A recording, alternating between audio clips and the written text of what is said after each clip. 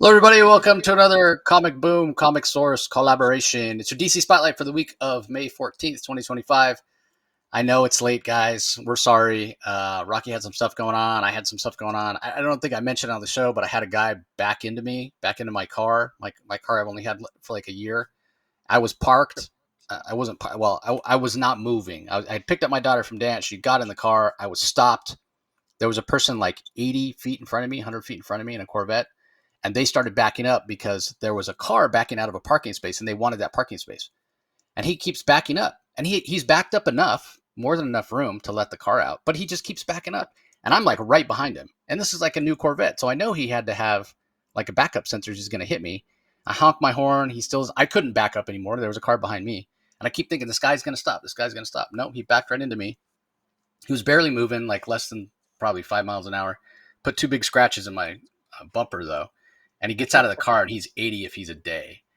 And so he gets back in the car. He pulls in. I asked him for his insurance. He pulls in to the parking space, and I'm waiting and waiting and waiting.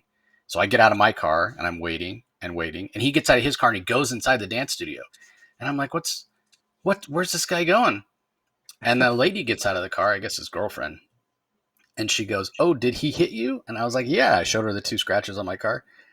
And she goes, "Well, what's he doing?" I said, "Well, I asked him for his insurance." And she says, I swear to God, she says, you better ask him again. He forgets." I'm like, "Why is this guy behind the wheel of a car? Why is he behind the wheel of a car?" So he comes back out from the bathroom, and I'm like, "Are you going to get that insurance?" "Oh, yeah, yeah, yeah, yeah." So anyway, that was like a month ago. I dropped my car off April 28th because I was going out of town for work. So I'm like, this is perfect time to go and drop it off at the collision place. Man, I didn't get it back till today. And I have a notification on my phone that tells me when the car door has been opened and then closed, but it's not locked. And I got those notifications 3 days. So that tells me they only actually worked on the car 3 days and all the time they had it. And they did call and tell it was supposed to be ready last Thursday. And they're like, "Oh, there was a mix up with the parts. We're still waiting for the parts." So they started working on it yesterday. So like I could have driven it. And the other thing is it was two tiny little scratches, but they told me that like all the sensors in the front bumper and cameras were damaged, so they had to replace the whole thing. They were working. I drove it after the guy. So I think it was one of those situations where they just knew they'd make more money if they would just replace the whole thing. I Yeah. didn't care, whatever. His insurance is paying for it. I just wanted my car back. So anyway, long way to say we're sorry it's late. I think our plan going forward is to maybe record on the weekend, so it gives us a little more time. But anyway, overall, a strong week. Although I have to admit, and I'm curious if you feel this way as well, Rocky, we were so excited when the All In era started, and it had fantastic momentum. And it kind of reminded me of when the New 52 kicked off, how the excitement and the momentum, and then Rebirth, again, the excitement and the momentum. It does feel like it's decreasing a little bit, but I don't think it's decreasing at the same rate. Like the New 52, it feels like it went off the rails probably by issue 4 of each series. It felt like it was off the rails. Rebirth felt like it lasted a little longer, but obviously the delay in Doomsday Clock and whatever really hurt it. This one, it does feel a little bit of diminishing returns, but again, I think it's going down at a slower rate, which is good. And I'm curious if like releasing Yeah. more absolute titles or the big summer of Superman event with the Superman movie, if that's going to kind of kick things up a notch again. I have hopes that that's the case. But I kind of noticed it this week. Like, not that any of these books were bad, but I don't know. Maybe it was just the fact that there was none of my favorite titles out this week where I was really like, "Oh man, that was so good." Like Absolute Superman with Brainiac last week or what have you. Even Green Lantern Corps, while I enjoyed it didn't really hit really hard for me. So I don't know. Above average week, but just barely above average for me. Yeah. What are your thoughts? What are your thoughts on that? Yeah, I think this absolute DC era for DC Comics is I enjoy it much more than DC than the New 52, and I enjoy it much more than I did DC Rebirth. I didn't mind DC Rebirth, but I thought DC Rebirth was had lost. I thought it lost its. I'm a little bit of an outlier in DC Rebirth. I didn't mind it, but I think this is the best DC era in 25 years so far, and I hope it keeps up. I agree with you. I don't think it's lost a lot of momentum. There's a couple of new titles here that we'll talk about where you could say DC is, DC's trying to suck and blow at the same time. They're trying to do some of their old approach to, in their mainstream titles. They're still falling into some old habits on some of these titles, I think, and we'll talk about maybe a few of them this week. But for the most part, I think DC's flying high and they're doing the right thing. And I know it doesn't work, and you just need to look at the distinguished competition because they continue to flounder, which is too sad to see. But I don't really care. I love DC. DC's doing great. I saw the Superman preview, another Superman trailer for the Superman movie. I love it. It looks very comic booky, more comic booky than maybe some people might prefer. But of course, I'm a comic book fan, DC, and I'm loving it. I can't wait to go to the movie, and it's yeah, great time. Again, and this week wasn't bad for comic books. I enjoyed it this week too. Easy choice for my top 5, but still a good week. But sorry, you're on mute. Sorry. Sorry, thought I unmuted myself. Interestingly enough, the Eisner nominations came out today. That's one bonus of us putting this out a little later. Did DC get any nominations? DC got a few, but ever since I've been following the Eisners, like really, following them, started paying attention when I started the podcast. So like 2011, right? So the last 14 years, I can never remember there being fewer nominees for the big two than this year. Like it's dominated by independents, which is great. Absolutely, yeah. Yeah, but I did find it interesting that Absolute Batman and Absolute Wonder Woman, they are two of the DC titles that did get nominations. They both got nominated for Best New Series. I don't know how they get nominated and Absolute Superman doesn't. I was really like not necessarily surprised, but a little disappointed by that. Yeah. But anyway, the Eisner nominations are out, and there's a lot of really deserving creators that are nominated. I think the only Marvel title that I can think of that I saw nominated for anything, like I think I only saw one Marvel nomination. Now, there are some color artists that have done multiple projects, and maybe some of them have Marvel credits or what have you. But the only title that I can think of, only series I can think of, but again, I only read through them like maybe twice, so don't quote me on this. But Ryan North's Fantastic Four got nominated for Best Continuing Series. I don't remember any other titles at all from Marvel that got nominated. So again, I mean, it's not super surprising. We've talked about it in the past. Well, the indies are so fantastic this year. Maybe it's just because you and I have started to review more of them. But indie comics I don't think we're alone in thinking that indies just really are exploding this year. They've gotten more recognition, or maybe it's just the way the wind is blowing. But it's just a really great time to collect comics. I mean, DC's flying high, and all the indies. The only one that's floundering is Marvel. Yeah, one of the speaking of indie titles that got a nomination, and when I was looking through, and this would have been a bit of a Sophie's choice for me. Like if Absolute Superman had been nominated for Best New Series, one of the other titles that's in that category is Power Fantasy, and was it nominated? It was nominated for Best New Series. Well deserved. Yeah, extremely well deserved. And I can't, again, the two absolute titles that I mentioned, I can't remember what else is nominated, but I just remember reading the list and going, well, if I had a vote, it's going to Power Fantasy. I don't have a vote.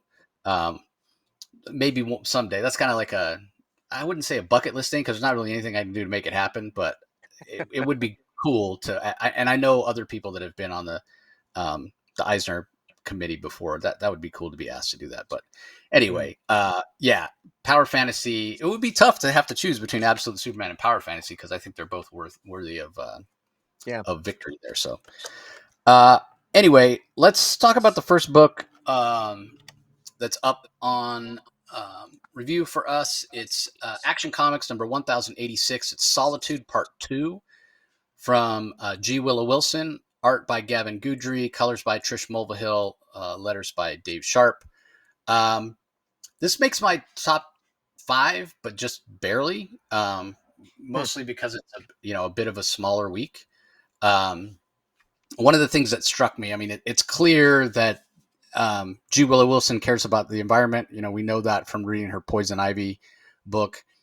Um, and, you know, this is not necessarily right on the nose with global warming, but it is, you know, a consideration considering where Superman goes. He's, you know, at the North Pole, and there's scientists up there that are studying the ice and what have you, trying to turn back global warming and what have you. Kilgore as uh, an enemy, I thought was interesting. Um, but there wasn't anything that was really memorable about this. Like, and maybe this is good. Maybe this is what G. Willow Wilson was going for. The fact that the thing that I'll remember most about this story is the fact that it was kind of G. Willow Wilson doing a sort of a commentary, if you will, on global warming. I thought the art was okay. Gavin Goodry, it wasn't. It didn't blow me away, but it wasn't terrible either. I mean, he's a good storyteller. It just didn't feel very dynamic. And the other thing that I wouldn't say it bothered me, but just that I kept making note of is the fact that, as we talked about when we reviewed the last issue of Action Comics, that Superman was wearing that white costume, and it looked really cool. It was like white and light blue. But Sure. again, you're if you get your power from solar radiation and you're wearing a white costume, it's going to reflect most of the solar radiation I that's know. hitting you, and you're going to be weaker than you would be otherwise. So, you know, like the first time I saw him in the costume again this issue, I was like, oh, that doesn't really make sense. But I mean, it's a guy who can fly, so I mean, I don't know how much sense it needs to make anyway. But anyway, what were your thoughts on this one? Yeah, I actually echo a lot of your thoughts. I thought it was. I don't want to say boring. It wasn't boring. It was just sort of kind of like meh. J. Willow Wilson had something to say, and it's actually it reminded me of a story that I'd read in the Kurt Swan era in the mid 1970s when I started reading Superman, where Kurt Swan was drawing the comics, and it's really like where two-part Superman stories were very common back then. Usually they were just one shot stories, but often if you had a two-issue story back in the 70s drawn by Kurt Swan, that was pretty cool. And it has a nice lesson. It's, obviously it's Kilgore wants to, Kilgore's message is the Earth's ultimately going to destroy itself anyway, so might as well give it a head start and give it a boost. And Superman, of course, always the optimist, and Superman, they have this moral discussion back and forth. It's very, very in almost very black and white, maybe a little tropey, with bad guy and good guy having a topic, having a discussion on morality. In this case, about the environment and about the integrity of mankind and humanity to be able to handle that. But anyways, I thought it was pretty good. I like Gavin Goodry's art. It's been a while. I don't remember. It's been a while since I saw his art. I think the last time I saw his art was on in Birds of Prey, but it works here, and it was pretty good. And I like I like at the end the interaction with Lois, and showing some of Superman's the Superman Clark dichotomy and the insecurity of Clark Kent, and some of the humor. I think J. Willow Wilson did a pretty good job here. It's sort of nice to see her spread her wings, or spread her plants, so to speak, beyond the pages of Poison Ivy. So good stuff. Yeah, that was probably my favorite part of the story too. That interaction at the end between Superman and Lois. I mean, I'm always a sucker for their relationship, so I did appreciate that G Willow put that in there. So, Yeah. all right, up next, interesting start here. Supergirl #1, writer artist Sophie Campbell, Tamara Bonvillain on colors, Becca Carey on letters. It is tough to do for a number of reasons to do a #1. First of all, Sophie Campbell doing the art and the story. So, double duty. It's very hard. Extra work. And it's a matter of time. We'll say, at least if you're writing it, or when you're writing it, you have in mind how you're going to draw it. So, that can help make things a little bit easier. There's nobody to collaborate with but yourself. But again, it does take more time. But the other thing is the challenge of a #1. So it needs to be new reader friendly, even though with a character as well known as Supergirl, it's a little easier. Like, typically people kind of understand who Supergirl is as a character, even if they might not be able to recite her origin like they could with Superman or Batman or Spider-Man. Um, but it still needs to check certain boxes as a number one. And then another challenge in putting out a number one for Supergirl that's specific to this character is the fact that DC has struggled, and we've talked about this before recently. DC has struggled to differentiate Supergirl from Power Girl. And so, you have that added challenge as well. And maybe also, I just thought of this to throw in as kind of a number 4 or a 3B, because it's related with not knowing exactly how to differentiate or establish Supergirl as a character. I can't really remember a character whose age seems to fluctuate as much as Supergirl. I mean, if we go back It's crazy, pre-crisis, actually. right? Yeah. That's a Supergirl that I would say is like 28, 29. Like, I'm talking about the Supergirl that died in Crisis on Infinite Earths number 7. Had what is my favorite costume. I know it's kind of dated now because the 80s, but she had the headband, she had the skirt. I loved it. And of course, that's an iconic cover that's been homaged many, many times by George Perez. Um, but then you get a Supergirl that's, she's still in high school and she's living with the Danvers, or no, she's older and she's off in space. So no, she's battle worn and experienced, as she was in Supergirl, Woman of Tomorrow by Tom King and Bilquis Evely, which is a fantastic series. And now we're getting a Supergirl that seems to be college age, and so again, it's a little tough as a fan to really know who this character is when she's, and it's not like these changes seem to coincide with any particular like soft reset of the DC universe or whatever. They just rubber band her around with her age and sort of shoehorn her in wherever they need to. Now, all that being said, I think Sophie Campbell does do a good job. It's up to DC to just let Supergirl be. If this is what her current status is going to be, can we just get some consistency with the character for a while? And again, if you want to do things like what Tom King did with Supergirl, Woman of Tomorrow, then you black label it, you say it's out of continuity, and you don't worry about the age or what have you. But we need to establish who she is. Like, if I just mentioned, they're having trouble differentiating between the two Superwomen, Power Girl and Supergirl here. If you want to really be able to differentiate, pick a lane and stick to it for a long term. And I'm saying a decade minimum. Stick to it. Let a particular writer, artist, have a long run. It doesn't have to be the whole 10 years, whatever, but let them have a long run. Let them establish stuff. And then when you have firmly established it and established that it works with that character, then you can bring in the other. And whether that be, Power Girl, you establish something and it works for a long time, and you make it 5-6 years, whatever, then you launch your Supergirl title. Clearly they tried that with Power Girl. It didn't really stick. It didn't really sell very well, even though we thought it was improving all along.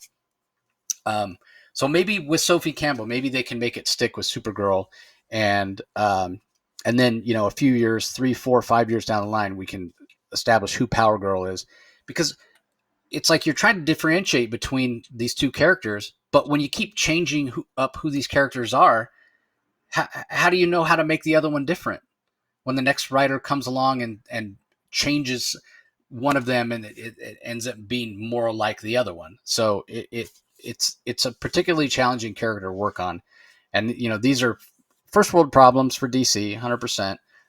But to use your term you used earlier, Rocky, trying to suck and blow at the same time with these two characters can be it can be problematic, and especially with, again, the Summer of Superman coming up, the movie coming up.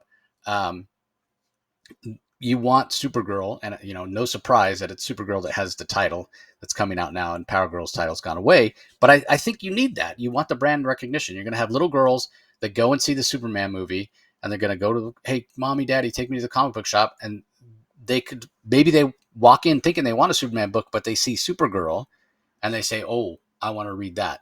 And so it seems like that's the sensibility, a little bit aimed toward a younger reader, that Sophie Campbell is going for here, with some homages to things that we've seen in the past.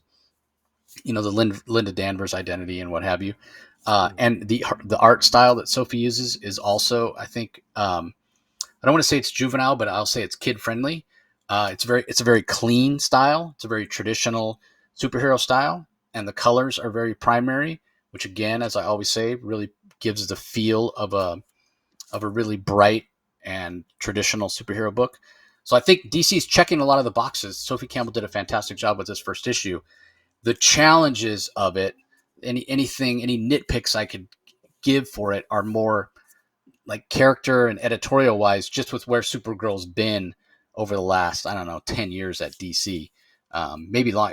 I mean, think about what they tried to do with the New 52, where she had amnesia and she was like this alien that people were scared of and whatever. And that didn't work at all. Um, and so, yeah, ever since Flashpoint, basically, she's been just so inconsistent. So hopefully, fingers crossed, we get some consistency here, and hopefully Sophie Campbell's the right person for the job. Again, I think she did a great job with this issue. Um, I would grade the art just slightly higher than the story itself. I think the art is fantastic. But again, first issue, so have to establish some things, and it may turn out that by the time I get to the end of the first arc, I'm enjoying the story as much as the art or more. But that remains to be seen because really we're just kicking it off here with the first arc, and I'll let Rocky talk about any of the story beats if he wants to. But give us your thoughts on it, Rock. Well, I thought this didn't make my top five, but then I can tell you right off the bat that this is probably going to be a comic that just is not my. It's probably just not really written for me. It could be. It could be if it was a little different. But here's the thing: if I didn't know better, I would think did Mark Waid have a little bit of influence? Did he have discussions with Sophie Campbell? Maybe he didn't. But here's where I think this might be positive. I think first of all, you're right. They should keep it consistent. Power Girl was sort of an adult Sex in the City approach by Leigh Williams, or at least that's what it ended up becoming. This is definitely a Supergirl that very clearly appears younger than how she was just in the pages of Action Comics and the Brainiac War and all that jazz. And yet she's still interacting with the Bottle City of Candor. The plot points are still from the storylines that she was in the pages of Superman and Action Comics. But she clearly looks younger, and she does sort of at times almost look like the. She almost reminds me. She's drawn and has the same the youthfulness of the girl that I think is gonna that I know is gonna be playing Supergirl in the movie. And so, like you said, DC is trying to like mold this Supergirl in the comics to visually, I think Sophie Campbell, I think has done a pretty good job of at times making her seem a little older, and but then she's also younger, and she is trying to appeal to maybe different demographics here. And the idea of Supergirl, this is Supergirl returning to Midvale, and returning. She's got her adoptive parents. And she's even brought back the Silver Age concept of she has a comb that she basically sort of like a technology, sort of a high tech comb. Then when she combs her hair, it turns brown, so it helps with their secret identity. And the plot here is that she returns home, and clearly that's going to be her new. This is basically like Clark Kent returning home, but it's Kara now, and that's been done before, but. It's Supergirl. She's going to be younger, and she's going to be in a small town Midvale, and she's going to be interacting with her adoptive parents, and probably maybe going to college or something. I'm guessing. I don't know if that's really new, but you know what um it's traditional. That is very traditional. That's actually Silver Age. That's Supergirl in the Silver Age. That's before the Matrix stuff. That's why I'm thinking maybe Mark Waid had some influence and said, you know what, make Supergirl younger, put her back in the Midvale, make her more traditional, because that is something that's worked and we can work with it. My personally, if I was playing Script Doctor, this entire series would be Supergirl year one. This would be her first. That's what I would like. Just make it official. Make this whole series 12.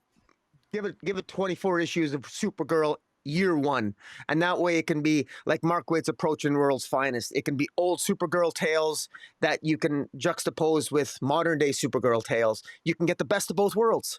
That's what I would have done. But I'm not DC editorial. Um, So yeah, you're saying the same story that Sophie Campbell appears to be telling, but just label it as year one so people know. Well, yeah. I mean, it couldn't be the exact same story because she Right, references a right, recent plot line, but right. basically, yeah, just tell us Supergirl year one. I mean, just just like Mark Waid is telling he did a Teen Titans series. Mark Waid did a Teen Titans Yeah, series where yeah. he's retold past stories of the Teen Titans. He's Well, retold yeah, past, yeah. we're about to get year minus one for Superman in Action Comics, right? We're gonna. Well, yeah. Yeah, so I So mean, I yeah, just think I think it would have worked fine, but this works too, and it works too, and if it draws in an audience, all the power to it. And so I actually, her art, there's something that's very cute about her art. I find it's a little inconsistent. Sometimes I like there's a page here where Supergirl's combing her hair and it's turning brown, and she looks like a young, like almost like a 17, borderline 18-year-old girl. And then in another page when she's Supergirl, I could swear she's maybe 13 or 14 years old. And then another page, she might be 16 years old. And I realize that I'm not an artist. I realize it must be extremely difficult. How do you draw the difference between, a 12-year-old and an 18-year-old with different maturity levels and all that jazz? I get it. But then, I'm not an artist. But in any event, story wise, it's just Supergirl returning to Midvale, and somebody is impersonating her. So somebody is impersonating her, and it seemed to have has taken over her life with her adoptive parents. So I don't know if that's So it's I don't know if I didn't find that all that compelling, but I am going to probably collect the first story arc on this to see where it goes because I do want to support this title. I want to support DC. I do love Supergirl. I'm sort of a completionist. I got pretty much every one of her series, and Peter David's series is still probably my personal favorite. But in any event, it's not bad. Didn't make my top five, but Josie Campbell did a good job here, and she's good at writing these younger sort of tales. She did a reasonably. She wrote. Didn't she do Shazam? Or am I confusing? no, that's No, Josie she did. Campbell. Josie Campbell. What did she do? Didn't she do? She did Amethyst, didn't she? Or She, Josie or Sophie Campbell. I so? don't know if Oh, she did Amethyst. or Joe. I know she did. I know she did Lumberjanes, and she Oh, did some work on Teenage Mutant Ninja Turtles. I think was okay. kind of That's what it where. is. That's right. Okay. Yeah, I think I'm confused. I think I'm confusing her then with a Josie Campbell. This is yeah, Sophie. So I might. yeah. I mean, I'm open minded here. We'll see where this goes. But like I said, I don't mind the art. It's a little bit maybe inconsistent, but I'll get the first 6 issues. I know my daughter really seemed interested in it, and she's and that's probably a good sign. So, but we'll Yeah, see. I mean We'll see. that's probably more aimed at your daughter's demographic than you. But Yeah. yeah, I think the art is just it's really fantastic. I love that they brought back the comb that you mentioned. So anyway, we'll move on. We talked long and hard about this, which I'm fine with because it's a number one. I think it's an important book, good to support, but it didn't make my top five either. Yeah. Came in at number six for me. But anyway, let's move on. Up next, this one does make my top three. I mentioned at the top that not my favorite issue of the series so far, but still really, really good. Green Lantern Corps issue number 4 from writers Morgan Hampton and Jeremy Adams. Art by V. Ken Marion and Ammon K. Nahelapin. Colors by Arif Prianto. Letters by Dave Sharp. And just, on a personal note, I know Morgan. I consider him a friend. I consider Jeremy a friend. I consider V. Carrion a friend. But I've never met Ammon K. So it's almost like this is a book by my friends for the most part. But I mean, this is a title that continues to just be a hell of a lot of fun where Morgan and Jeremy are plotting this thing within an inch of its life. There is no room to stuff in any more story or any more characters. It's bursting at the seams with action and characters and fun. And, a Green Lantern Corps title that really lives up to the name of Green Lantern Corps that we're getting Guy Gardner in this issue. We're getting Jessica Cruz. We're getting Kilowog, and not just having them and Simon Baz as well.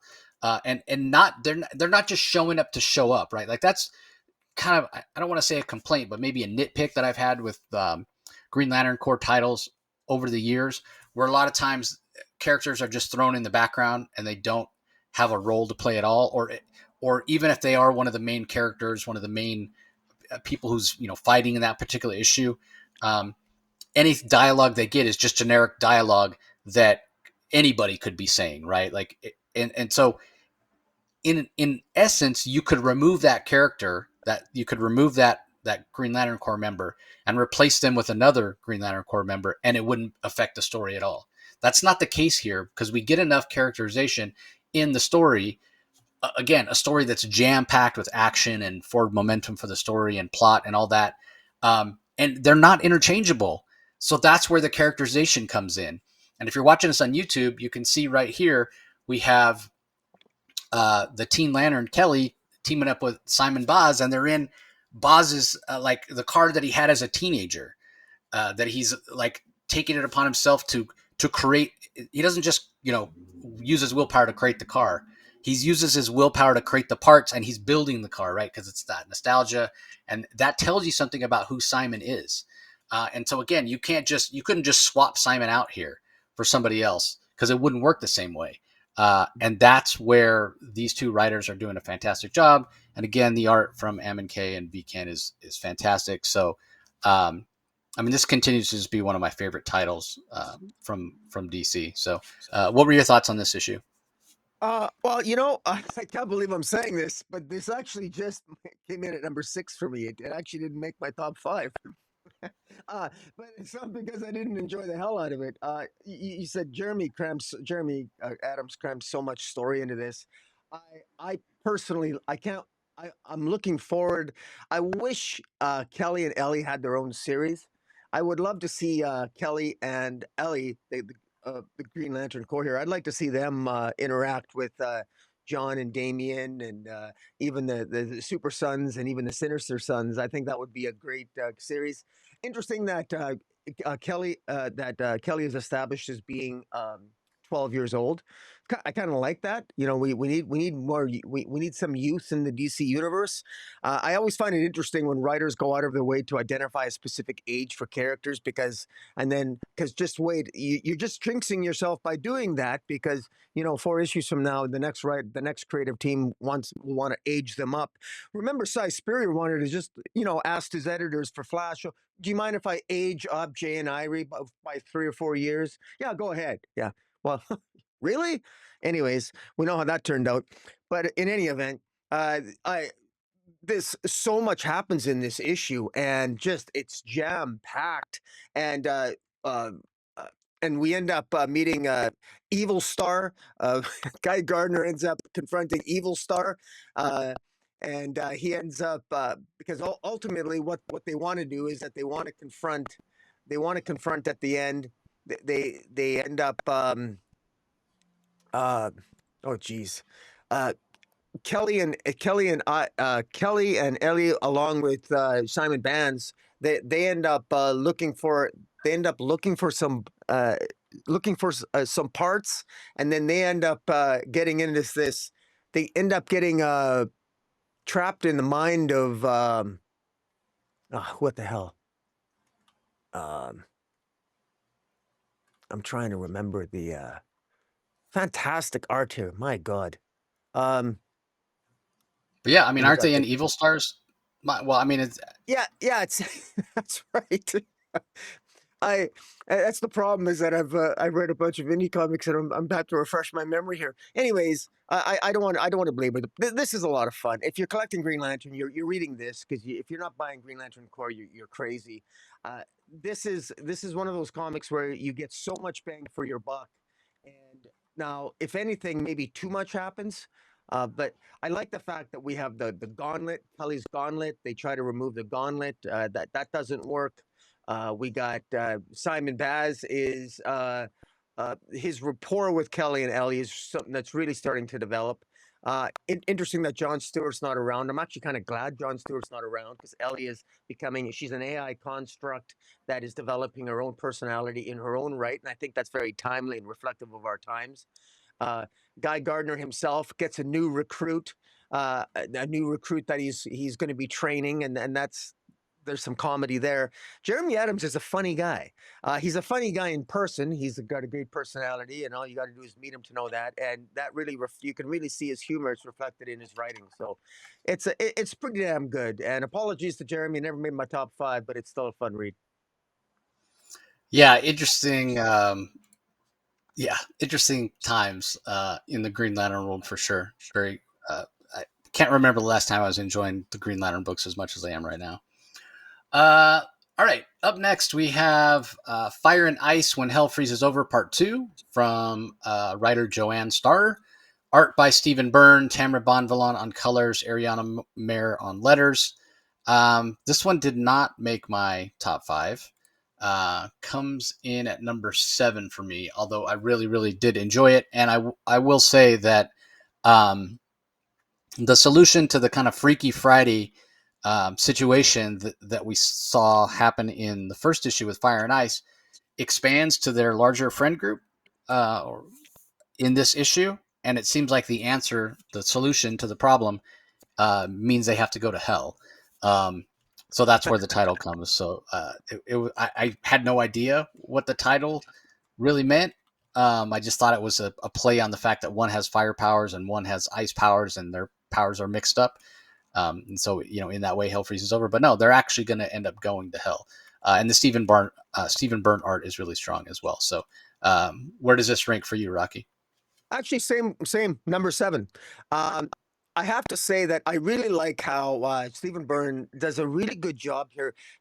These characters are sexier. It feels more adult, like artistically more adult-like and sexier than in the first series, in my recollection. And I love how Fire and Ice here, they're in each other's bodies, but they're changing their style. So now Ice, Fire and Ice, you can tell just by the fashion that they choose to wear that it's a Freaky Friday situation. And even Martha Kent in the story immediately sort of picked up on it and said, "Oh, this must be a Freaky Friday switch, right?" "Well, how did you know?"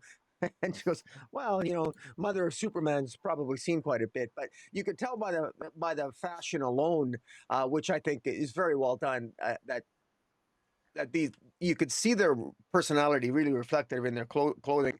Ice, of course, being the more conservative type, but when Fire is in Ice's body, Ice, suddenly becomes a little bit more sexy, and then Fire, who's usually very provocative, is a little bit more reserved, wearing the sweater and not what have you. So, but I thought it was quite good, and where Joanne Starr really shines here, she's done a good job of the character continuity and all these other characters that we got to know very well in the first series.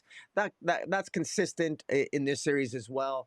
We even see the inner city politics and the politicking going on, the humor between the characters, the salon. There's always there's humor here, and it has a small town feel. It's supposed to. In fact, it's kind of funny. I would love to see Josie Campbell's Supergirl make an appearance in this, because it actually feels that it would fit. I don't know how far Midvale is from Smallville, but you think, they would go to each other's fairs. But in any event, if I, I think that would actually be an interesting overlap. Not that there'd ever be a crossover, but yeah, it's good. I'm curious to see they're going to go to hell, Fire and Ice in hell. That's probably going to be interesting. The fact that we got a Zatar-like character here and these other goofy characters. This to me, this is like if Ambush Bug showed up in this series, I wouldn't be surprised. But it has that level of humor. But Joanne Starr, to her credit, actually she's done something that I didn't think she'd be able to do. I was very cynical when the first series came out, but she's made me a believer, and this is entertaining stuff. It's actually well done. Yeah, it would have to be Sophie Campbell. You said Josie Campbell, Sophie Campbell, Josie Supergirl. Campbell. Sorry. Yeah, yeah, yeah. We're gonna do that constantly. So Yeah, we yeah, are. Josie Campbell was on Shazam. Sophie Campbell. We'll have to remember. So Supergirl starts with an S. Sophie starts with an S. That's how we'll remember. Sophie Okay. Campbell's the creator on Supergirl. One other thing that I'll mention, if you're perfect timing, if you're watching this on YouTube, Dan Mora has a cover for this that's absolutely fantastic. But Amy Reeder has a cover as well, and even the main cover is great. So you can't go wrong no matter what cover you get. but I did pick up the Dan Mora cover because I loved it so much. It's really fantastic. Um, and the last thing that I'll mention is um, you're right about the humor. And when I met Joanne Starr last year, I think I met her last year at Comic Con for the first time, and I got to interview her about this upcoming series, not this one, but the first volume of Fire and Ice, and also a series that she does for Boom. Um, but she specifically mentioned when I interviewed her about the first Fire and Ice volume how much one of her works she draws inspiration from is the Geffen, DeMatteis, Kevin Maguire era of Justice League. So Yeah. that's really, and obviously Fire and Ice were a big part of that. And that's why, because of her love of that era of Justice League, is why Fire and Ice are two of her favorite characters. And she's doing a great job of inject. It's not the same type of humor, but injecting humor into the story like that era of Justice League did. Obviously she's drawing inspiration, doing a fantastic job. All right, up next we have Aquaman #5 from writer Jeremy Adams, John Timms on art, ink assist by Jefferson Sadzinski, Rex Locus on colors, letters by Dave Sharp. This comes into my top 3. I'm going to let you go first, Rocky. If Yeah. it's not in your top 5, you're really going to have some explaining to do to Jeremy. But Yeah. maybe you can make up for It is. your Green Lantern Corps ranking. It is in my top five. It is in my top five. I ranked it in at number four, actually. It might end up being higher by the end of this. But I put it in at four. And yeah, and the bottom line here is this is so much fun. I mean, hey, Captain Nemo shows up, for God's sakes. Uh, thank God the what do you call it? The copyright is expired. The trademark copyright expired on Yeah, that, yeah, yeah. so he can use it. I mean, who would have thought? If you wonder whatever happened to Captain Nemo, well, he's been lost in the blue in space. But Aquaman has run into Captain Nemo. Last issue we had, I mean, it's the bad guy in this series. Is a character by the name of Dagon, and he controls the blue. He rules the blue, and of course, Aquaman and his crew basically allowed themselves to get captured, and they're wandering around this I guess this city, and they're exploring, and they they come across Captain Nemo, and they ultimately what they want to do is they want to find Dagon. They want to conquer Dagon, and he wants to rescue Mira because it was Mira who disappeared. Atlantis disappeared. Mira disappeared with the when the Omega symbol showed up, and so that's what Aquaman's been looking for. And Aquaman along the way has run into the lady on the lake. He's run into Arion, the Lord of Atlantis, and now in this issue he runs into Captain Nemo of all things. And Captain Nemo is kind of exactly what you'd expect him to look like. Actually, it reminds me. Whenever I think of Captain Nemo, I always think one of my favorite movies is League of Extraordinary Gentlemen, which which I find funny. So many people put it's apparently it's one of the worst movies ever made. Sean Connery hated making it, but I love League of Extraordinary Gentlemen. I think it's one of Sean Connery's best movies, even though he personally hates it. It's one of those bad movies that I love to watch again and again. And Captain Nemo is one of my favorite characters in that Captain Nemo and the Nautilus. And yeah, I mean, how can you go wrong? I mean, come on, Jeremy Adams scripting a story with Lady of the Lake, Aquaman, and Captain Nemo fighting their way through the blue, ultimately trying to rescue his woman Mira from the clutches of Dagon, ruler of the universal blue. I mean, it's action packed. It's great. It's got it's even got some cheesy dialogue and some kick ass moments of action. All the stuff you expect. Uh, and John Timms on the art. Um, actually, sorry, it's not John Timms. Yeah, it is John Timms. Yeah, Yeah, John John Timms. Timms. I Yeah. was right. Yeah, really good stuff. So uh, again, it's uh, I had a blast on this. I had a blast on this, and it's one of those things where there are plot points here. I don't think we need to really go into them. It's it's just fun. It's fun, and it's easy to read. And I want to emphasize how fun and easy to read it is, and it brings joy to me because, and I don't mean to continue to pick on Cy Spurrier's Flash, but that's a comic that is a chore to read, and it's very difficult to have fun, and it's not fun to read, and it's a chore. This is fun to read. I look forward to it. And it's got cool moments. And suddenly, when a character or obscure character shows up, it's a cool character. And it's funny. And the dialogue is good. And the characters, each character has their own voice. Captain Nemo has his own voice. Aquaman has his own voice. He sounds different than the Lady of the Lake. He sounds different or Orion. I mean, this is Jeremy Adams is firing on all cylinders. I think he's the best writer at DC Comics right now, and it's series like this that reflect that very, very well. And my apologies to Mark Waid, but what can I say? Mark Waid can't be number one all the time. So this is going to be interesting for me to review this. So, like I said, in my top three, as is Green Lantern Corps, both by Jeremy Adams. Obviously, Jeremy teaming up with Morgan Hampton to do Green Lantern Corps. But I actually do have I don't want to say it's a criticism. It's just something that an observation is the way I'm going to put it.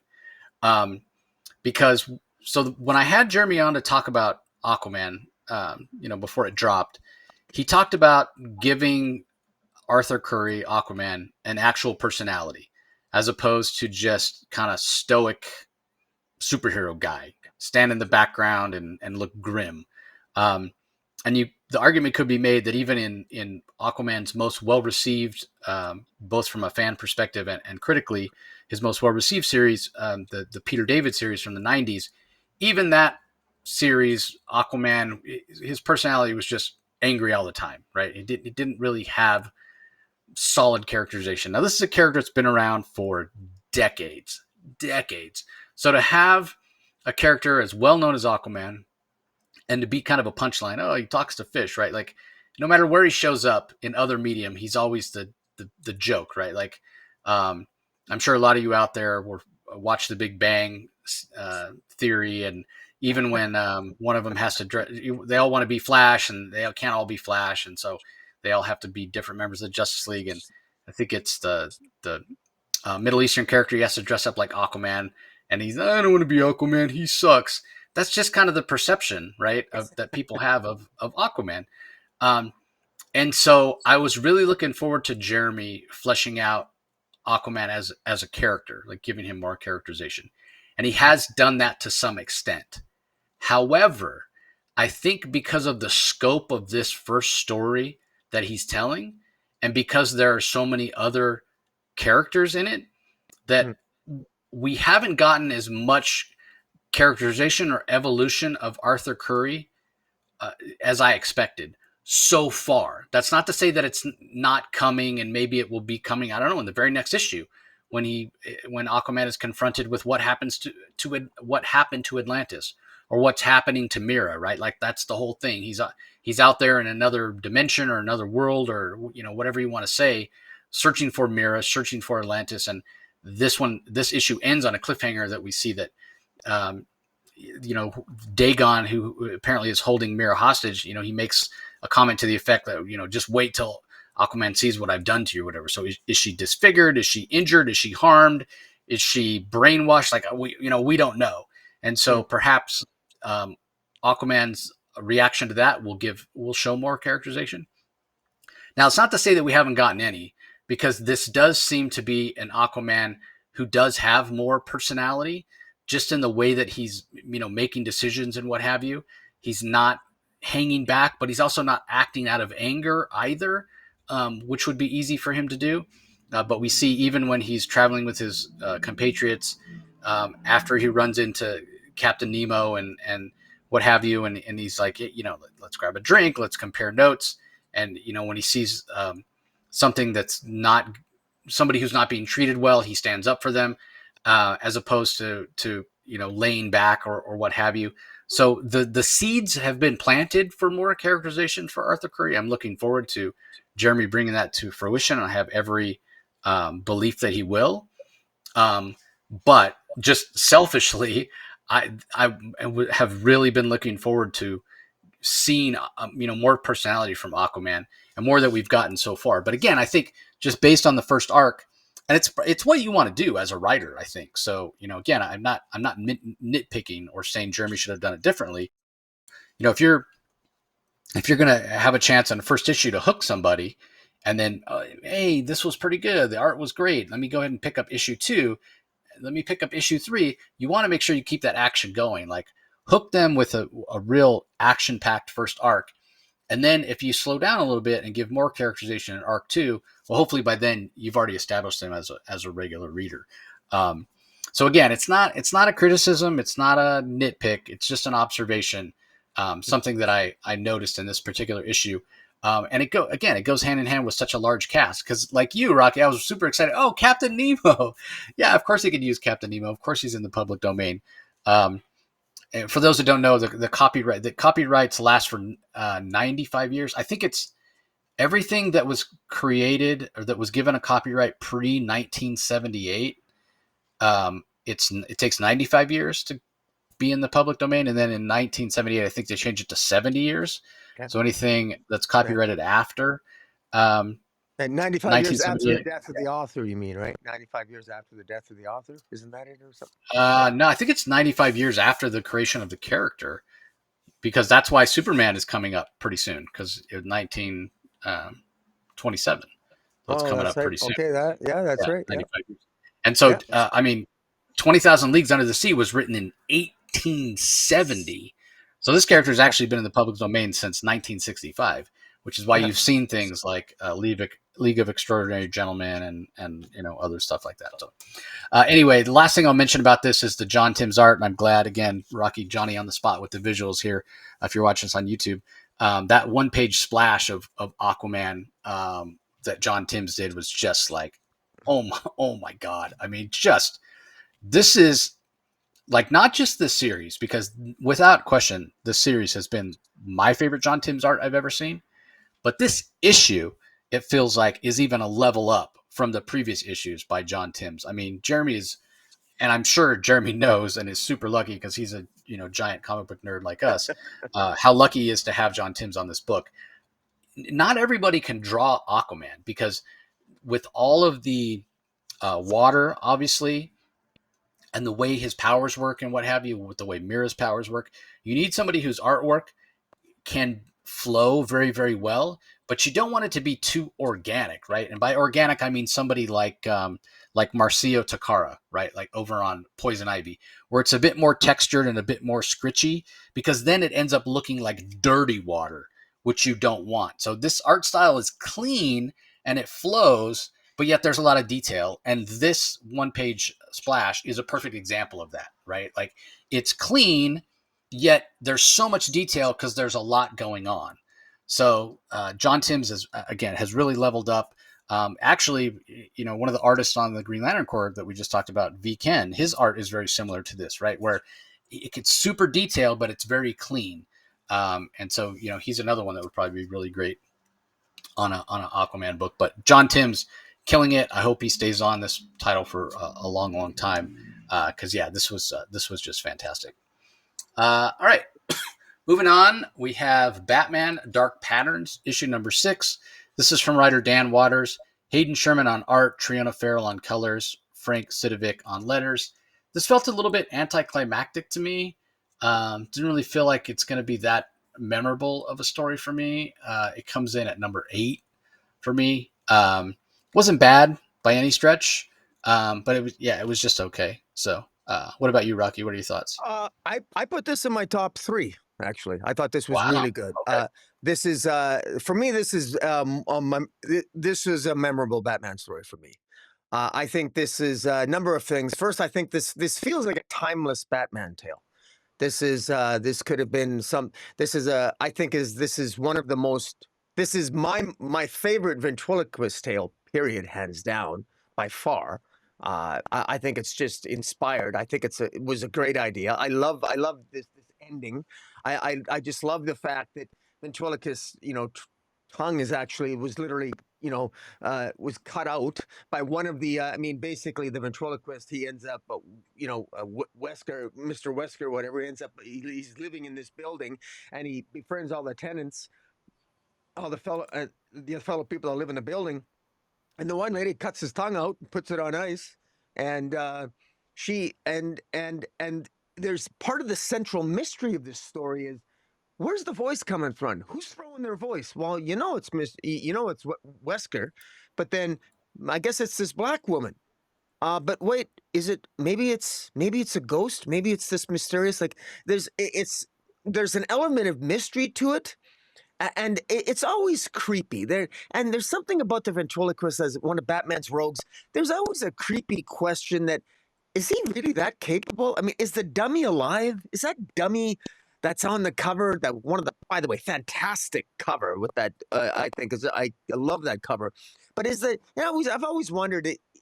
The stories always seem to say, is the dummy alive? Is it really Wesker throwing his voice? Sometimes sometimes it makes you wonder, is maybe the doll is haunted? That wooden doll is haunted, and the dummy. And anyways, this is just played masterfully, and the way the murders are played out, the mystery, Batman making his way through the building, the Hayden Sherman art is fantastic. I still say Hayden Sherman, yes, he's doing a good job on Absolute Wonder Woman. I think he's doing a better job in this series. I just think just maybe it's just the color work as well, and maybe it's just because it's Batman or what have you. But I just love it. It this feels eerie, this feels haunted, and even at the end, as this building is destroyed, there's a suggestion. There was a voice that let out some of the people from the building. Well, was it Wesker? Was it the dummy? Was it this black woman? Wesker ends up, he's going to have his tongue sewn back on. So, I mean, I guess the status quo is sort of like we go back to the status quo, but I really, really love this story. I like it. And I hope we see these characters, these tenants in this building in the future. I really love this approach. I give full compliments to Dan Waters because, I was, we were both, I think, very critical of Dan Waters. When he was writing some backups in Detective a couple years ago, or whatever, during, I think it was during Ram V's run, it was. But I'm really impressed with this. I think Dan Waters done a really good job. When he can make me look at a member of Batman's Rogues Gallery in a new light, or have a different angle like he does here, I really love it. And this was so well done, and it wouldn't have worked as well as it did without Hayden Sherman's fantastic art, the way he does his layouts, the way he does his, I mean, even the way he portrays the eyes and the emotions of the characters and the angles of the faces, it just works so well.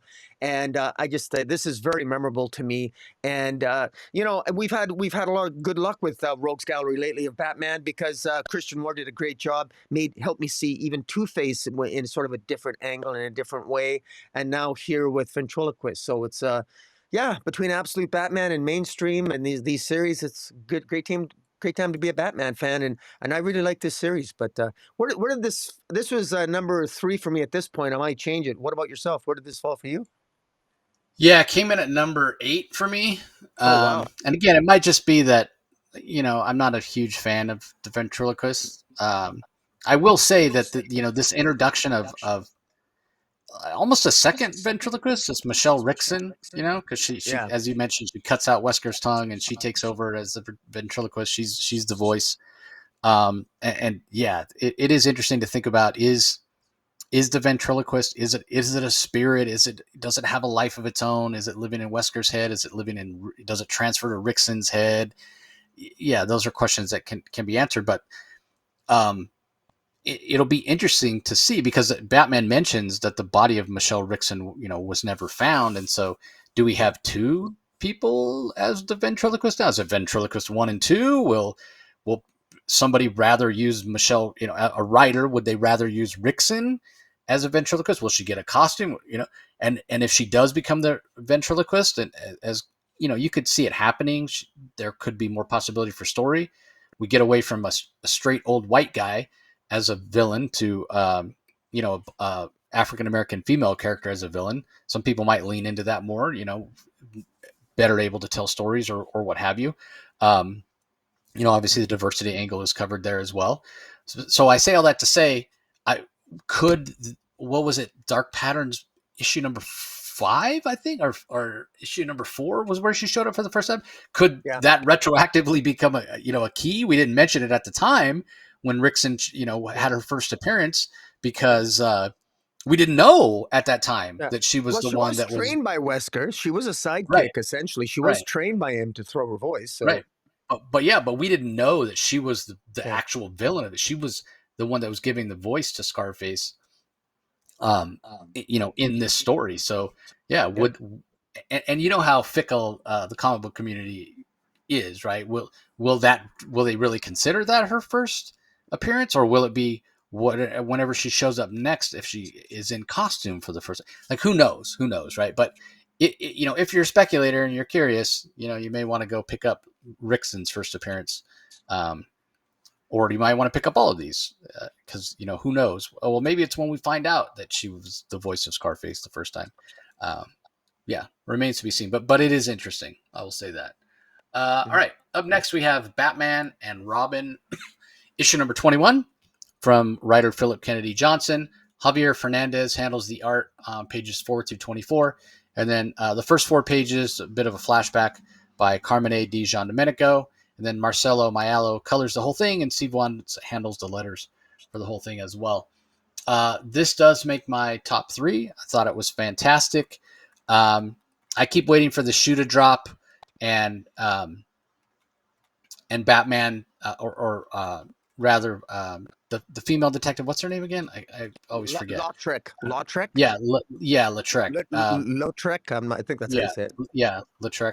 I Lautrec. keep waiting for her to, she confronts Batman in here when she finds out that Damian has been captured by Memento, and she yells at Batman, "You're putting him in danger," and on and on and on. And I kept waiting for her to call him Bruce, because Yeah. obviously she's trained, or maybe not Bruce, whatever name he was going by, but Yeah. maybe she's figured it out by now.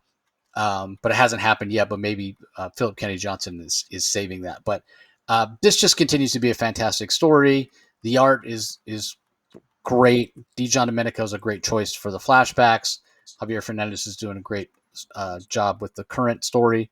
Um, we don't get much of the father son relationship in this issue, other than Bruce's guilt for Damian being in harm's way, which does add context to their relationship.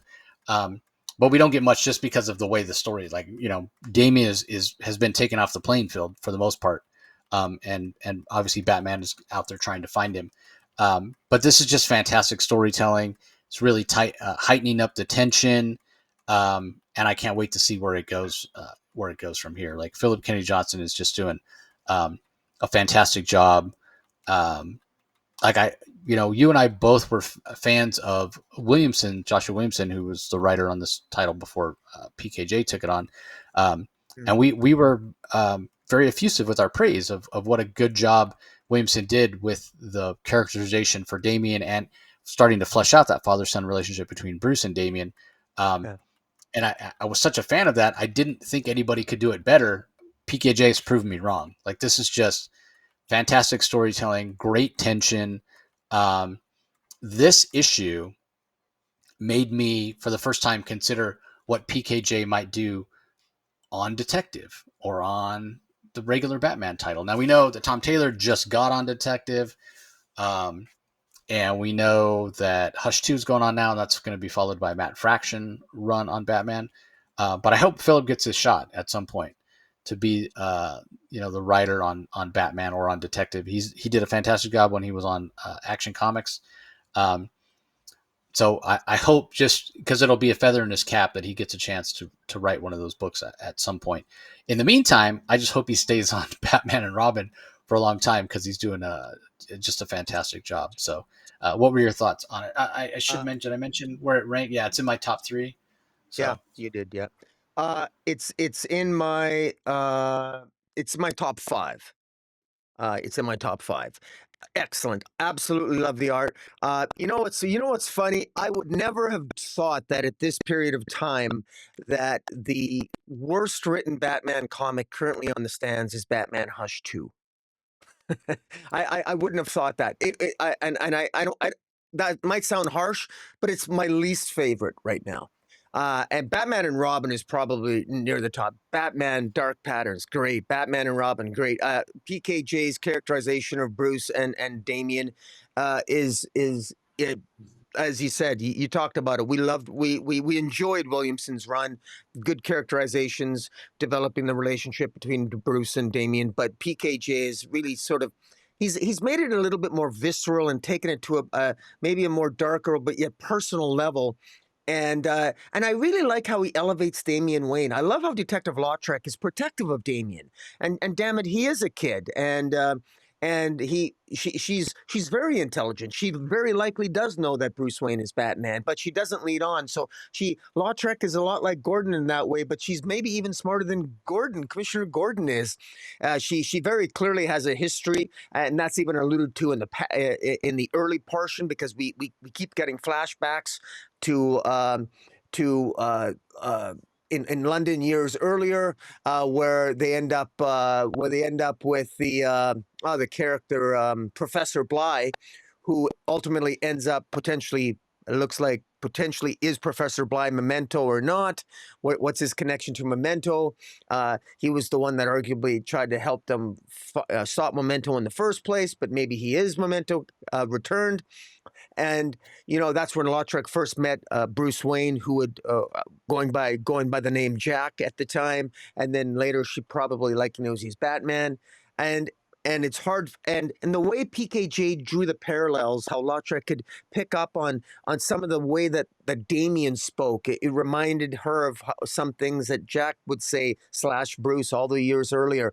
PKJ very, very intricately sort of weaved these conversations so that you could see that you could almost see visually how the way Lautrec was thinking and how she was putting the pieces together, but yet at the same time, you could tell she respects Batman, she respects Damian, but she's also frustrated with Batman, and she cares about Damian, and and of course she's going to help Batman save Damian. Batman is literally begging her, asking for her help. You really feel the fact that Batman cares. Batman feels like he's failed Damian.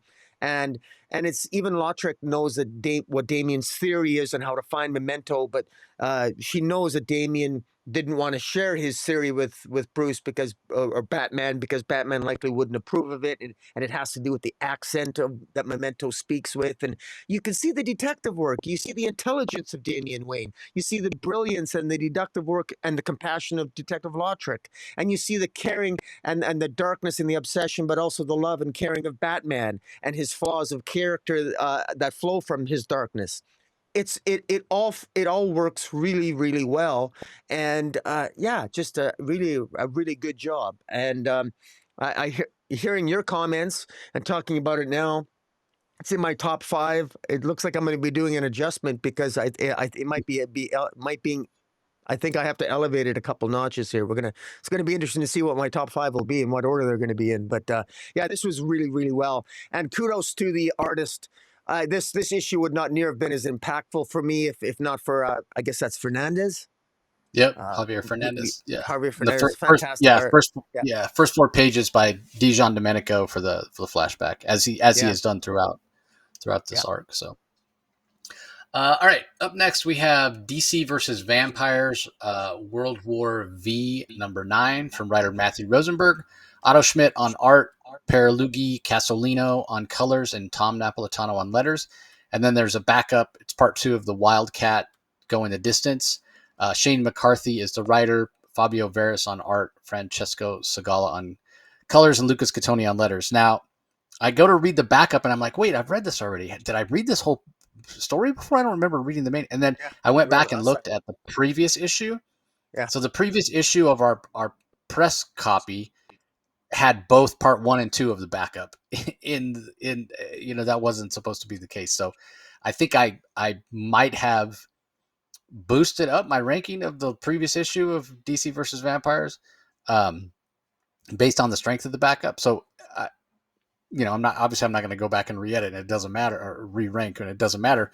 But I'm not going to necessarily elevate this based on the strength of the backup, because I already did that before. I do enjoy the backup more than the regular story, This regular story for me feels like it's starting to drag a little bit, and for that reason, this came in at number 9 for me. So it's Yeah. last, and that's not to say it's not good, and it's not to say it's not entertaining, because it is fun, and the Otto Schmidt art.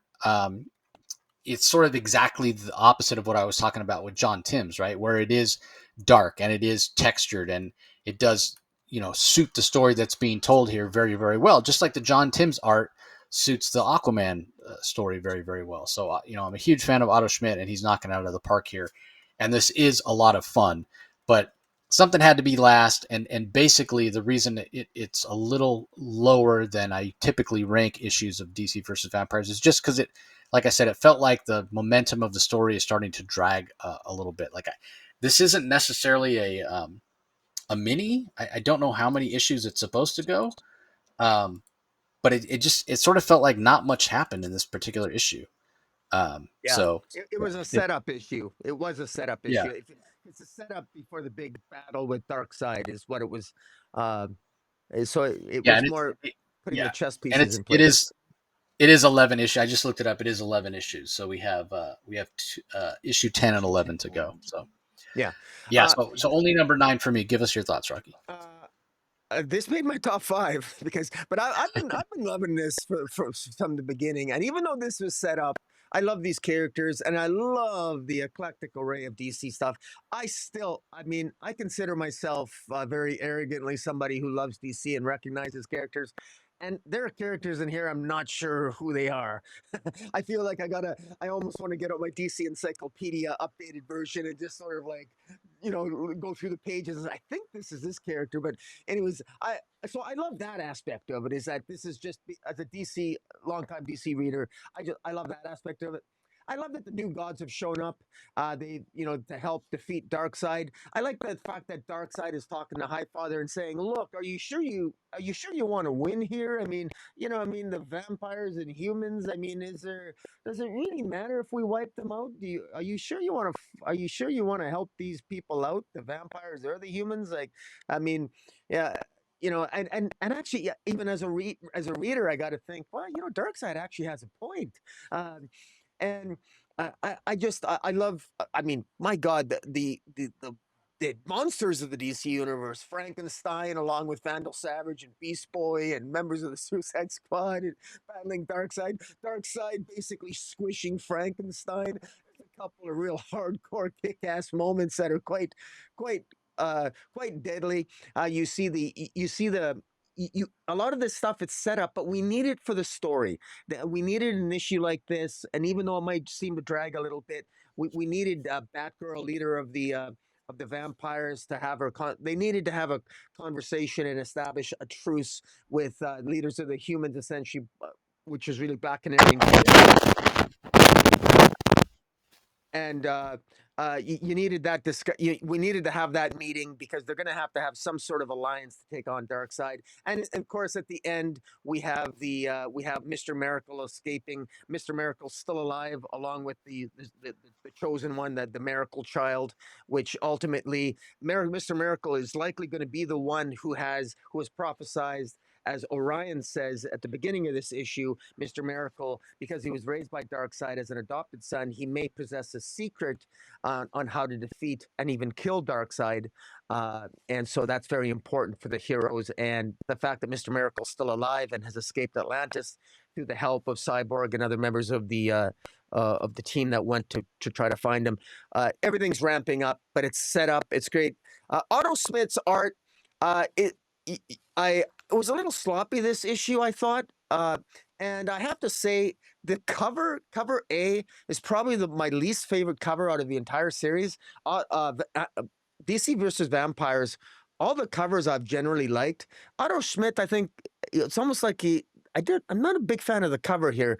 Um, uh, I don't know. Maybe it's just maybe this I still enjoy the story, but Otto Schmidt, I think this was probably the biggest miss for me in terms of his art this issue, and even the cover. But there's a great cover B with Big Barda, where she looks kick ass, and even one by Danny, by the artist Danny, who draws a sexy black canary sort of like hovering above some zombie hands, which looks quite provocative as well. So, I mean, I'm loving this series, and I think it's going to probably read better, obviously, as a trade.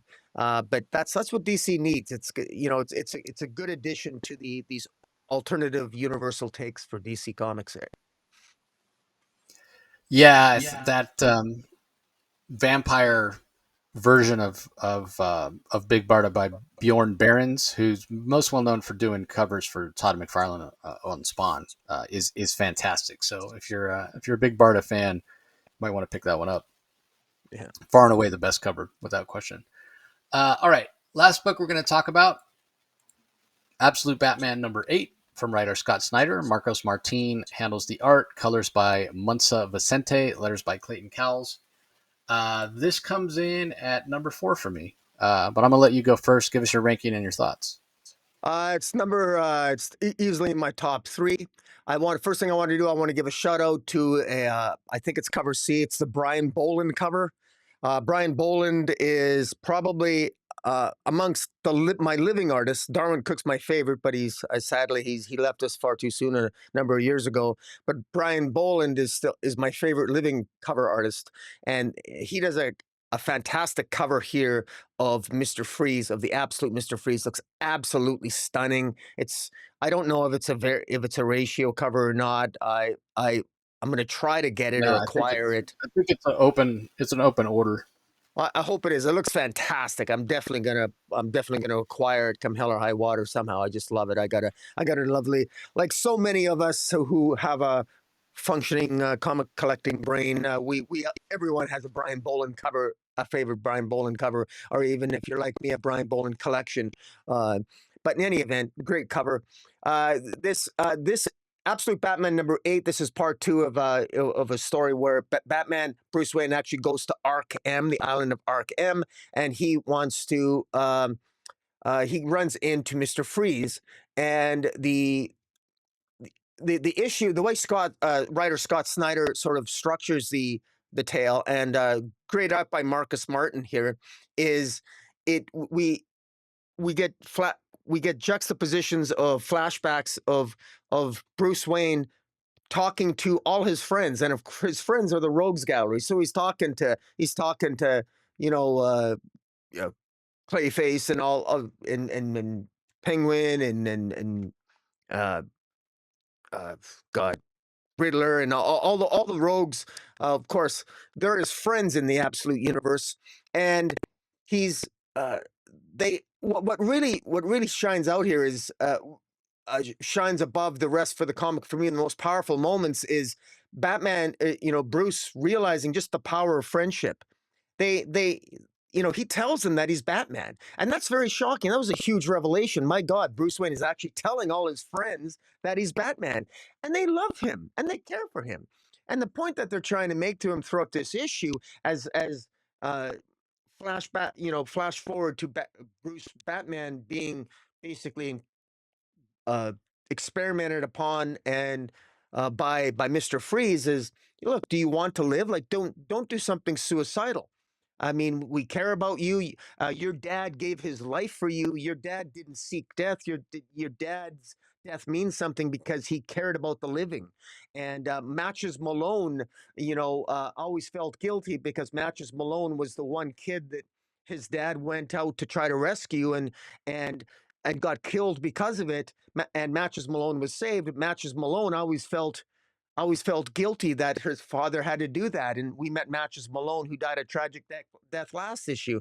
So the way Scott Snyder has tied in all these plot points has been really, really well. And you can see how uh, all these kids grew up in Crime Alley, all these who grew up to be young adults. And you know, you I get it. You get a very strong sense as a reader that, my God, like these are.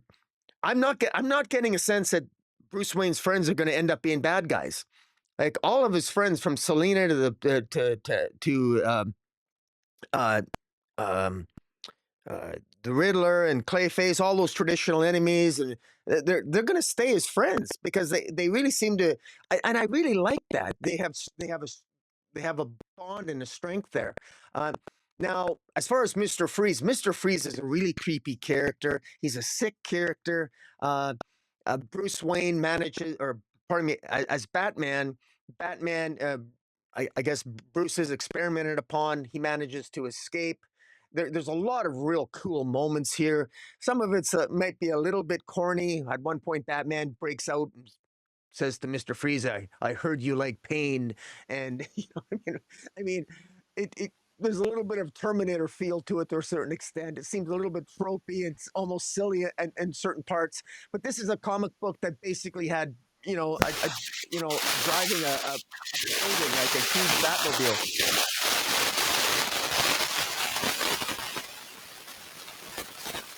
I don't know.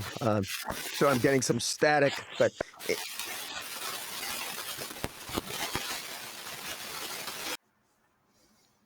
in any event, just a really good comic. Scott Snyder's done just a great job here. I think this Mister Freeze character, I think he's more interesting than the mainstream Mister Freeze, which is saying something. And I continue to love this Bruce Wayne, the complexity of Bruce Wayne, his relationship with his friends. It has a very different feel than obviously Batman's relationship with his rogues gallery in the mainstream universe. This is just very well done.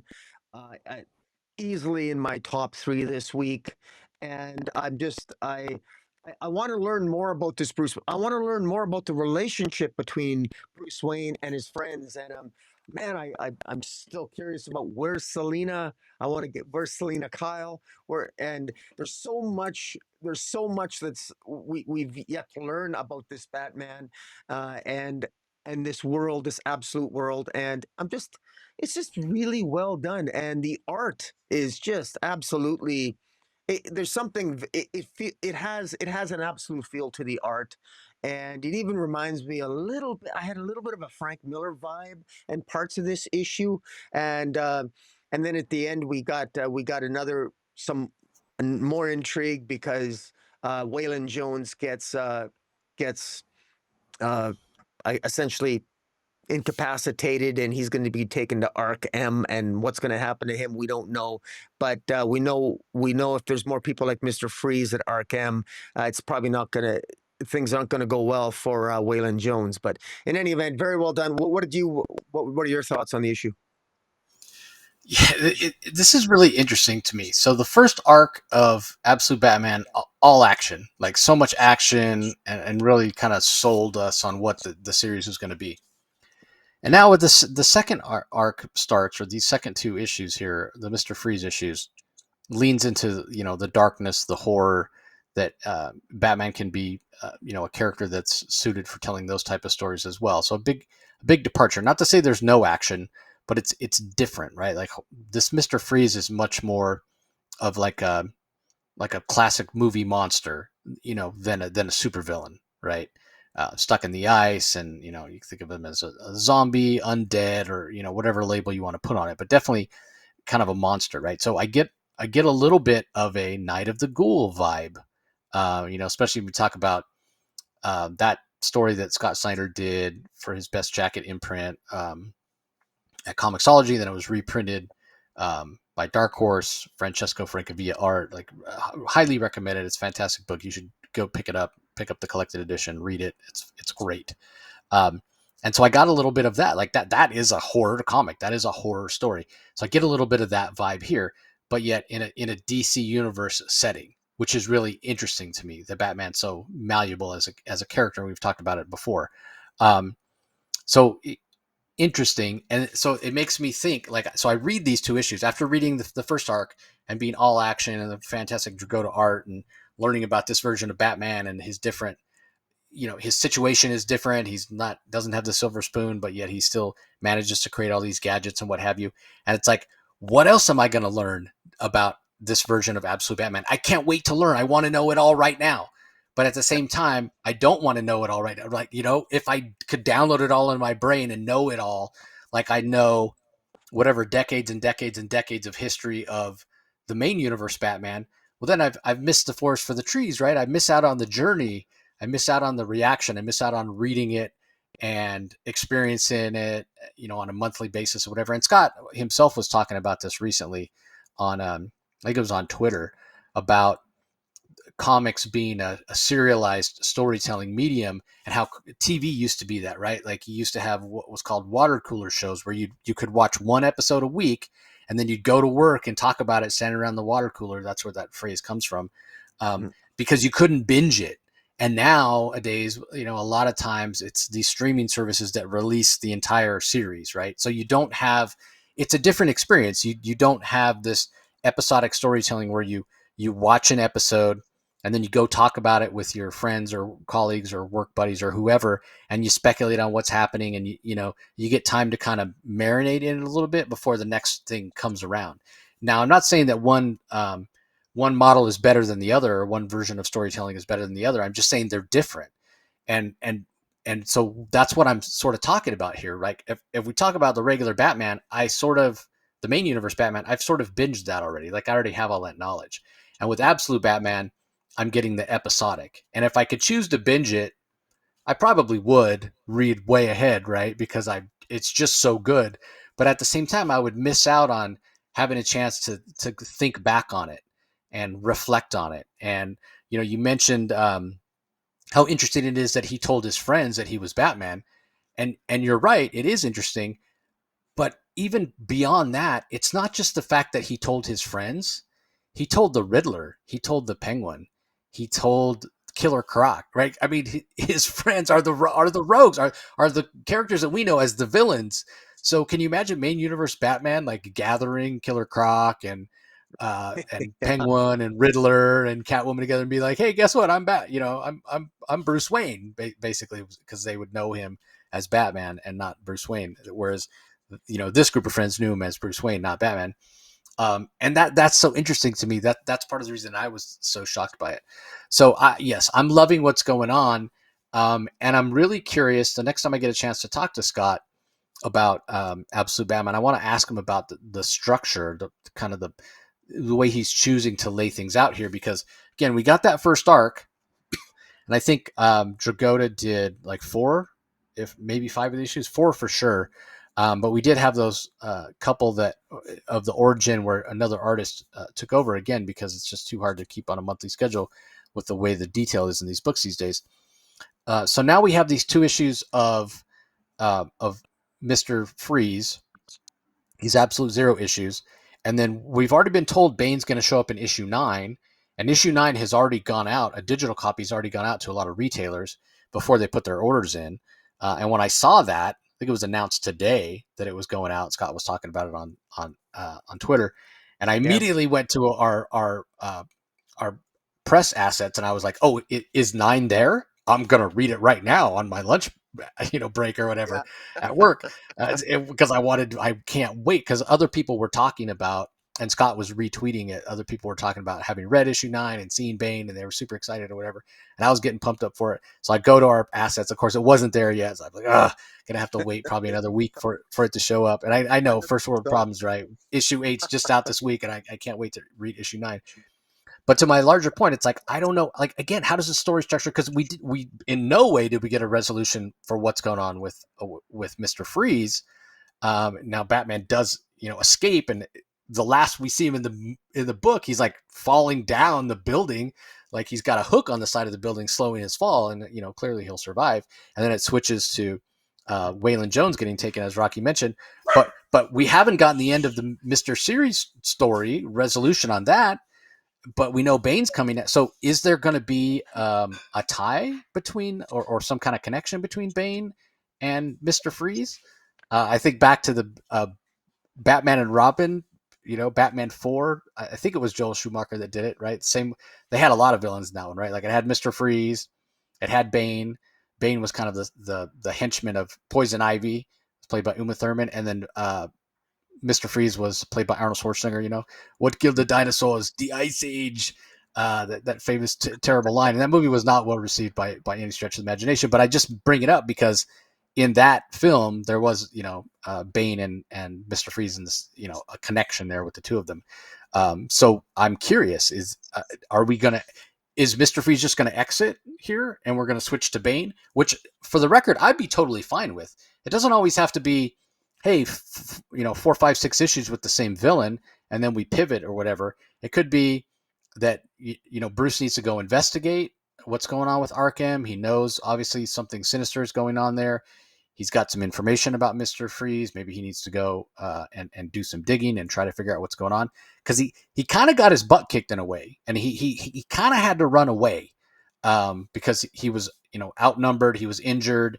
He wasn't in a position to really stand his ground, which also is interesting, right? Because we've talked before about Scott Snyder referring to Absolute Batman as Batman AF, and not for the slang,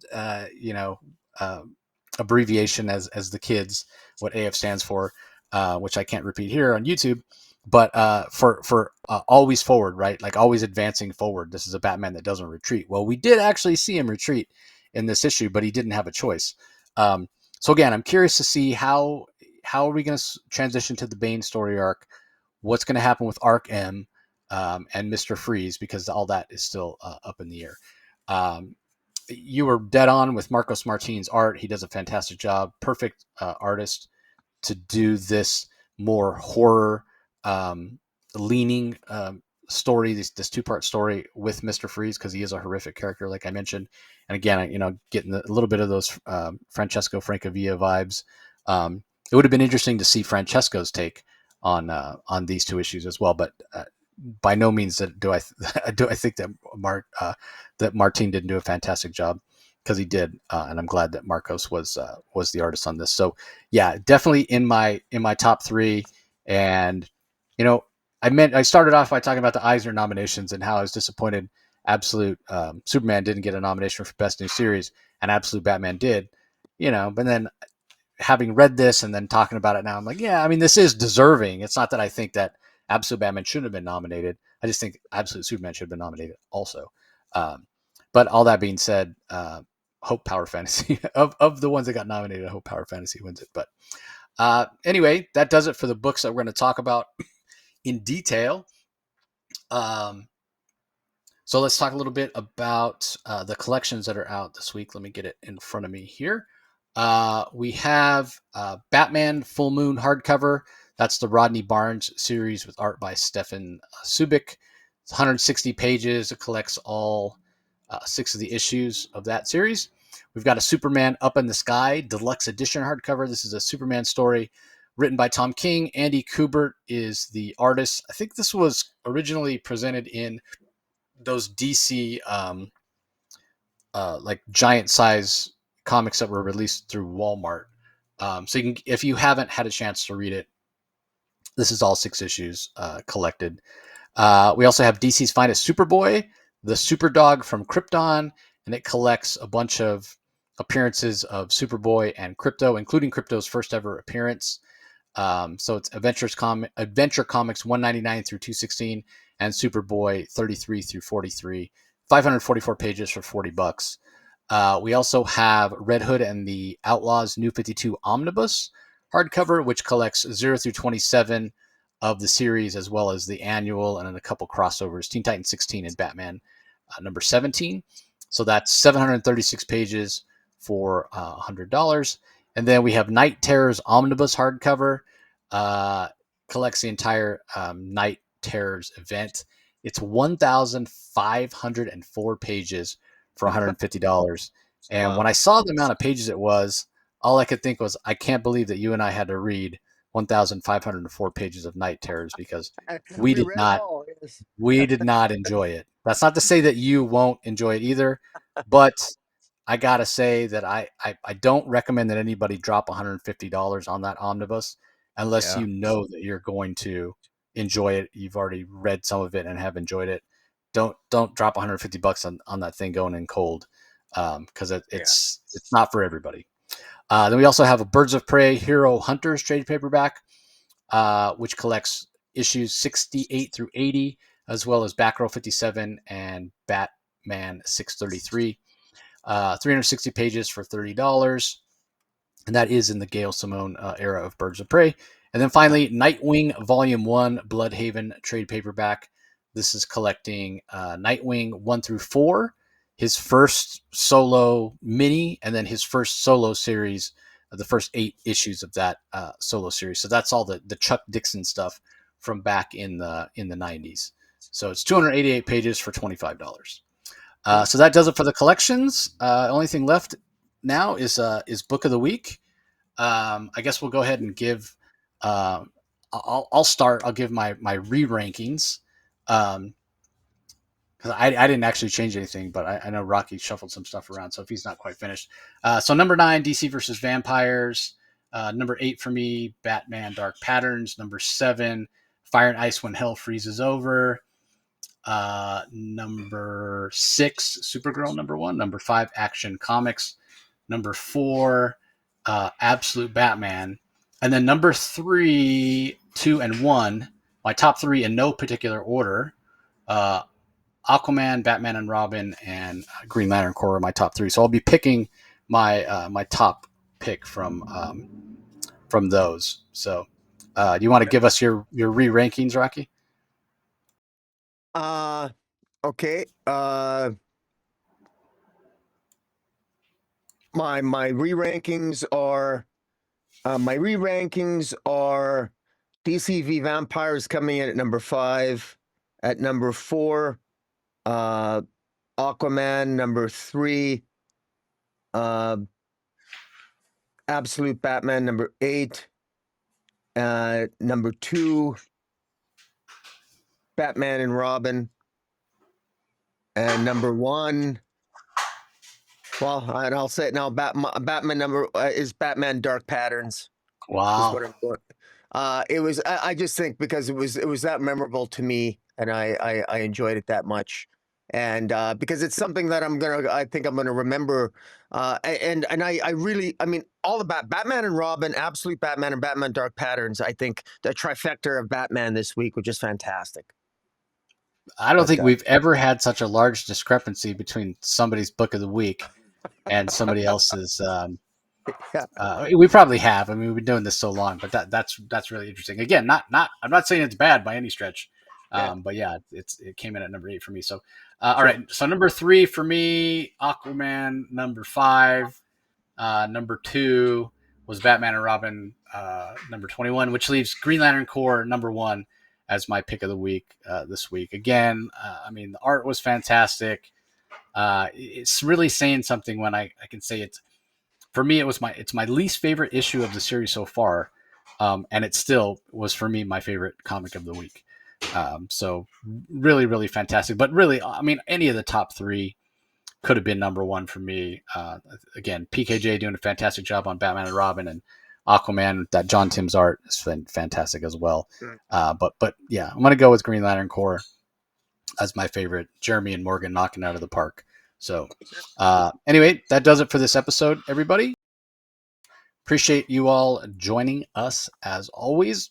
Don't forget, if you're listening to the audio only feed, all the Comic Source content comes out audio only. You can find it wherever you find your favorite podcast, whatever platform or app you use. Just do a search for the Comic Source and subscribe. And you've got thousands and thousands of previous episodes you can go and check out as well. But if you are listening audio only, don't forget that this comes out every week on Rocky's channel, Comic Space Boom, ! Over on YouTube. When you're there, comment, like, subscribe, ring that notification bell so you know when new content comes out. And then over on the Comic Source YouTube channel is where you'll find the rest of the Comic Source content when that drops. So again, we really appreciate everybody joining, and we'll talk to you next time. Catch you later.